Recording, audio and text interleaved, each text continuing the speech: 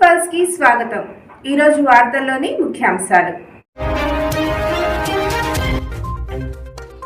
విజయవాడ వరద బాధితులకు ప్రతి ఇంటికి 25,000 రూపాయలు ఏపీ సీఎం చంద్రబాబు.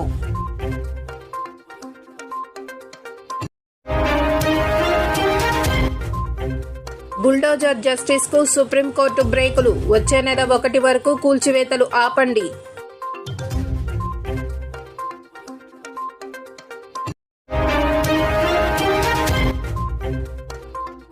ఆందోళన కలిగిస్తున్న XEC కోవిడ్ వేరియంట్. 27 దేశాల్లో విజృంభణ.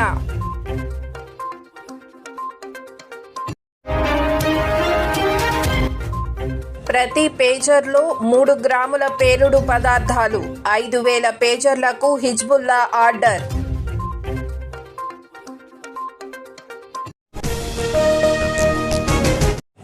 ఏపీలో వరదలు, భారీ వర్షాలకు నష్టపోయిన బాధితులకు అండగా నిలిచేందుకు ప్రభుత్వం ప్రత్యేక ప్యాకేజీని ప్రకటించింది. ముఖ్యమంత్రి చంద్రబాబు ప్యాకేజీ వివరాలను వెల్లడించారు. ఇటీవల విజయవాడలో వరదలకు పూర్తిగా నష్టపోయిన ప్రతి ఇంటికి 25,000 రూపాయలు, మొదటి అంతస్తులో ఉండేవారికి 10,000 రూపాయలు, ఇళ్లలో నీళ్లు వచ్చిన బాధితులకు 10,000 రూపాయలు, చిరు వ్యాపారులకు 25,000 రూపాయలు అందజేస్తామని ఆయన ప్రకటించారు. చేనేత కార్మికులకు 15,000 రూపాయలు, మగ్గం కోల్పోయిన వారికి 25,000 రూపాయలు, ఫిషింగ్ బోట్లకు నెట్ దెబ్బతిని పాక్షికంగా ధ్వంసమైతే 9,000 రూపాయలు, పూర్తిగా ధ్వంసమైతే 20,000 రూపాయలు అందిస్తామని వివరించారు. బైకుల బీమా, మరమ్మతులకు సంబంధించి 9,000కు పైగా క్లెయిమ్లు వచ్చాయని, ద్విచక్ర వాహనదారులు 71 కోట్ల మేర క్లెయిమ్ చేయగా 6 కోట్ల రూపాయలు చెల్లించామని పేర్కొన్నారు. మరో 6,000 క్లెయిములు పెండింగ్లో ఉన్నాయని, త్రిచక్ర వాహనదారులకు 10,000 రూపాయలు ఆర్థిక సాయం చేస్తామన్నారు. 40 లక్షల రూపాయల నుంచి 1.5 కోట్ల టర్నోవర్ ఉన్న MSMEలకు 1,00,000 రూపాయలు, 1.5 కోట్లకు పైగా టర్నోవర్ ఉన్న MSMEలకు 1.5 లక్షల రూపాయలు సాయం చేస్తామని చంద్రబాబు వివరించారు. కొన్ని రాష్ట్ర ప్రభుత్వాలు దుందుడుకుగా బుల్డోజర్లతో కూల్చివేతలకు పాల్పడుతుండటాన్ని సుప్రీంకోర్టు తీవ్రంగా తప్పుపట్టింది. ఆక్రమణల తొలగింపు పేరుతో సాగిస్తున్న ఈ బుల్డోజర్ జస్టిస్ ను వచ్చే నెల 1 వరకు ఆపాలని అన్ని రాష్ట్రాలను మంగళవారం ఆదేశించింది. నిందితుల ఆస్తులతో సహా ఎటువంటి ఆస్తిని తన అనుమతి లేకుండా కూల్చవద్దని స్పష్టం చేసింది. చట్టవిరుద్ధంగా కనీసం ఒక ఇంటిని కూల్చివేయడమైనా అది రాజ్యాంగ ఆత్మ లక్షణాలకు వ్యతిరేకమని స్పష్టం చేసింది. అయితే రోడ్డు, ఫుట్పాత్లు, రైల్వే లైన్లు, చెరువులు వంటి బహిరంగ ప్రదేశాల్లోని అనధికారిక నిర్మాణాలకు ఆ ఆదేశాలు వర్తించబోవని తెలిపింది. Justice B R Gavai, justice K V Viswanathan ధర్మాసనం ఈ ఆదేశాలను ఇచ్చింది. చాలా రాష్ట్రాల్లో ఇళ్లు, ఇతర భవనాలను చట్టవిరుద్ధంగా కూల్చేస్తున్నారని ఆరోపిస్తూ దాఖలైన పిటిషన్లపై విచారణ సందర్భంగా ఈ ఆదేశాలను జారీ చేసింది. మరోవైపు వీటిని ఆపితే ఆక్రమణల తొలగింపు ఆలస్యమవుతుందన్న ప్రభుత్వ వాదనను కోర్టు కొట్టివేసింది. వచ్చే విచారణ వరకు మీ చర్యలను ఆపాలని మేం కోరినంత మాత్రాన మిన్ను విరిగి మీద పడదు అని కోర్టు వ్యాఖ్యానించింది. అత్యంత ప్రమాదకరమైన కోవిడ్ వేరియంట్ XEC ప్రస్తుతం వేగంగా విస్తరిస్తుంది. దీని పట్ల అప్రమత్తంగా ఉండాలని శాస్త్రవేత్తలు వార్నింగ్ ఇచ్చారు. యూరోప్లో ఈ వైరస్ ప్రబలుతున్నట్లు తెలుస్తుంది. చాలా వేగంగా ఇది డామినెంట్ స్ట్రెయిన్ గా మారింది. ఈ కొత్త తరహా వేరియంట్ ను తొలుత జర్మనీలో తొలిసారి కనుగొన్నారు. ఆ తర్వాత XEC వేరియంట్ కేసులు బ్రిటన్, అమెరికా, డెన్మార్క్ తో పాటు ఇతర దేశాల్లో నమోదయ్యాయి.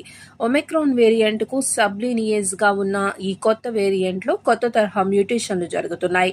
గతంలో ప్రబలిన ఒమిక్రాన్ సబ్ వేరియంట్లు KS1.1, KP3.3 తరహాలో XEC వ్యాపిస్తుంది. ప్రస్తుతం యూరోప్లో XEC వేరియంట్ వేగంగా విస్తరిస్తుంది. 27 దేశాల నుంచి 500 శాంపిళ్లను పరీక్షిస్తున్నారు. Poland, Norway, Luxembourg, Ukraine, Portugal, China దేశాల్లో XEC కేసులు నమోదయ్యాయి. ఇటీవల వచ్చిన కోవిడ్ వేరియంట్లలో XEC వేరియంట్కు వేగం ఎక్కువగా ఉన్నట్లు లండన్ జెనెటిక్స్ కాలేజ్ ప్రొఫెసర్ ఫ్రాంకోసిస్ బల్లాక్స్ తెలిపారు. XEC వేరియంట్ సోకిన వారిలో జ్వరం, గొంతు నొప్పి, దగ్గు, వాసన కోల్పోవడం, బరువు తగ్గడం, ఒళ్ళు నొప్పులు లాంటి లక్షణాలు ఉంటాయి. ఒమిక్రాన్ వేరియంట్ చెందడం వలన వ్యాక్సిన్లు, బూస్టర్లతో రక్షణ కల్పించవచ్చు. స్వచ్ఛమైన వాయువును పీల్చాలని అమెరికా CDC తెలిపింది. XEC వేరియంట్ సోకిన వారిని నిశితంగా పరిశీలించాలని పరిశోధకులు చెబుతున్నారు.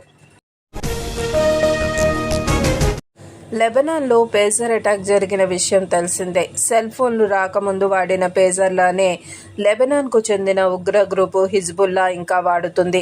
ఇటీవల తైవాన్లో తయారైన 5,000 పేజర్లకు ఆర్డర్ ఇచ్చింది హిజ్బుల్లా గ్రూపు. అయితే ఆ పేజర్లలోని ప్రతి డివైస్లో సుమారు 3 గ్రాముల పేలుడు పదార్థాలను వినియోగించినట్లు లెబనీస్ భద్రతా దళాలు అనుమానం వ్యక్తం చేస్తున్నాయి. ఇజ్రాయెల్కు చెందిన మొసాద్ నిఘా ఏజెన్సీ ఆ పేలుడు పదార్థాన్ని అమర్చినట్లు భావిస్తున్నారు. అత్యంత సీక్రెట్గా సాగిన ఆ ఆపరేషన్ వలన మంగళవారం వేల సంఖ్యలో హిజ్బుల్లా వ్యక్తులు గాయపడ్డారు. ఇజ్రాయెల్ చేపట్టిన పేజర్ అటాక్కు ప్రతీకారం తీర్చుకోనున్నట్లు హిజ్బుల్లా పేర్కొంది. కానీ ఇజ్రాయెల్ మిలిటరీ మాత్రం ఇప్పటి వరకు దీనిపై అధికారిక ప్రకటన చేయలేదు. ఎన్నో నెలల క్రితమే పేజర్ అటాక్ ప్లాన్ వేసినట్లు తెలుస్తుంది. పేజర్లనే బీపర్లు అని కూడా అంటారు. అయితే తైవాన్కు చెందిన గోల్డ్ అపోలో కంపెనీ నుంచి హిజ్బుల్లా 5,000 పేజర్లను ఆర్డర్ చేసింది. కానీ ఆ పేజర్లను యూరోపియన్ కంపెనీ తయారు చేసినట్లు గోల్డ్ అపోలో వ్యవస్థాపకుడు హుసుచింగ్ కువాంగ్ తెలిపారు. AP924 model పేజర్లను Hezbollah వాడుతోంది. ఆ పేజర్లు వైర్లెస్ సర్వీస్ చేస్తాయి, టెక్స్ట్ మెసేజ్లను కూడా డిస్ప్లే చేస్తాయి. కానీ వాటితో టెలిఫోన్ కాల్స్ చేయరాదు. ఇజ్రాయెల్ దళాల నుంచి లొకేషన్ ట్రాకింగ్ జరగకుండా ఉండేందుకు పేజర్లను హిజ్బుల్లా ఫైటర్లు వాడుతున్నారు. కానీ ఆ పేజర్లను ఇజ్రాయెల్ నిఘా సంస్థ మొసాద్ మార్చినట్లు ఆరోపణలు వస్తున్నాయి. పేజర్లలో పేలుడు పదార్థాలను అమర్చారని, ఏదైనా కోడ్ ఇవ్వగానే అవి పేలుతున్నాయని, దీనిని డిటెక్ట్ చేయడం కష్టమని, స్కానింగ్ చేసినా గుర్తుపట్టలేమని పేర్కొన్నారు. వార్తలు ఇంతటితో సమాప్తం. చూస్తూనే ఉండండి పీపుల్స్ పల్స్. సామాన్య ప్రజల గుండె సవ్వడి, ప్రజానాడి.